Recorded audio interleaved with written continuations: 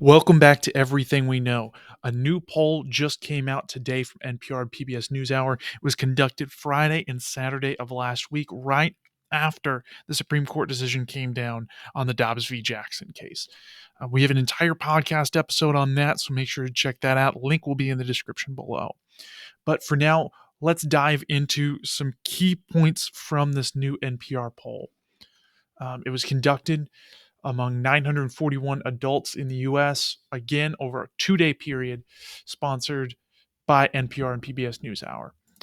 All right, big things here. Approval ratings of President Biden, roughly sitting here at 40%. Let me zoom in there. Roughly at 40% overall. Independents, not a whole lot of support from them, 27% as opposed to 63% disapproval. Republicans skewed even more, 91-5. Democrats with an 84% favorability rating. Interestingly, that number has gone up since the decision came out. Moving on now to the big one here. If this year's election for Congress were held today, which party's candidate are you more likely to vote for in your district? Democrats actually hold a 7-point lead here, 48-41. Republicans very likely to be voting for the Republican. Democrats very likely to be voting for the Democrat. Where things factor in here is with independents at 40%. Interestingly, there is a partisan skew here with more Democrats answering the poll than Republicans answering the poll, which helps to bring the 7% gap between those two. But it is also very interesting to see that even with low approval ratings, Democrats seem ready to get out and vote in November now as a result of Roe v. Wade. At least that's what they're saying here. And to back that up, we'll jump ahead here to page 17. Does the Supreme Court's decision to overturn Roe versus Wade make you more likely or less likely to vote in November? Very few say less likely. Democrats, 78% more likely to vote. Independents, 53% more likely to vote. Overall, 61% of adults in America more likely to vote, 62% of registered voters. And among those that say it makes no difference, Republicans at 30, independents at 32, Democrats really galvanized votes saying that only 14% saying that it makes no difference. We'll jump back here real quick to page 13. In terms of supporting abortion rights or opposing abortion rights, Democrats, 84% say that they support abortion rights. 13% say that they oppose it. And interestingly, only 2/3 of Republicans oppose abortion rights, according to this poll. And then independents, roughly 2-1 break for abortion rights. And we talk a lot more about that in the podcast episode from this last week, so make sure to go check that out. Again, link is in the description.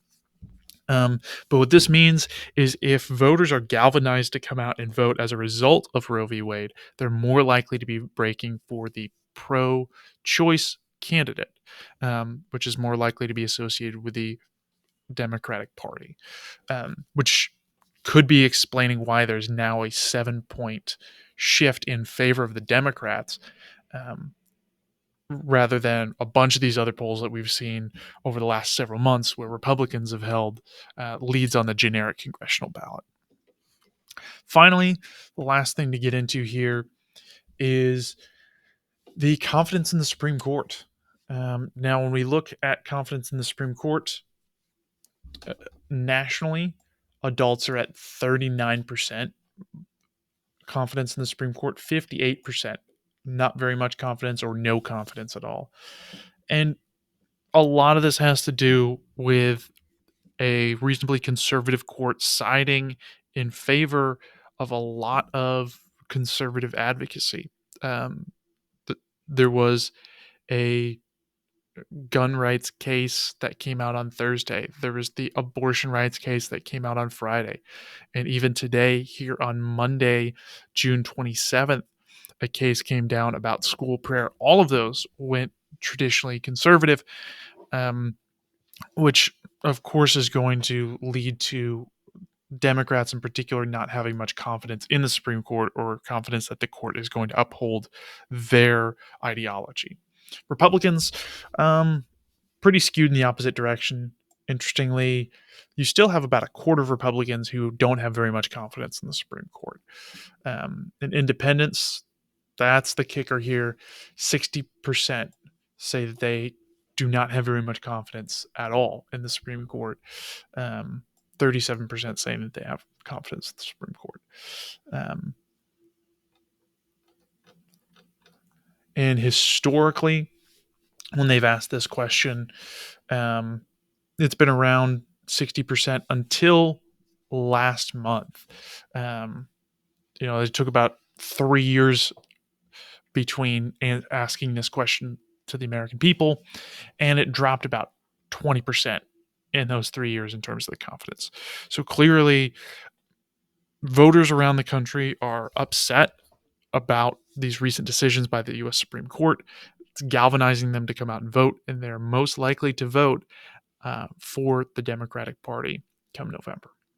All right, so that is a very quick breakdown of this latest poll by NPR and PBS News Hour, conducted in conjunction with Marist. If you enjoyed this video, go ahead and give it a like. Click subscribe for more breakdowns of polls as they come out. Those seem to be the better performing videos on this channel. And then also, we have a podcast. Link will be in the description below. I'd really appreciate it if you go check that out. We had some great guests this last week. Jess Meath, the National Communications Director for Democrats for Life, Faith Elwanger, who is a regional coordinator for Students for Life, as well as Coco Das, who is on the editorial board for Refuse Fascism and is an organizer for Stand Up for Abortion Rights. We had wonderful conversations on the issue of abortion rights in the U.S. and how the Roe v. Wade decision will affect everybody. Thank you so much. Appreciate your comments, your likes, your follows, and any engagement that y'all want to bring. We really appreciate that. Thank you so much. I'm Matthew Lucci, and this has been Everything We Know.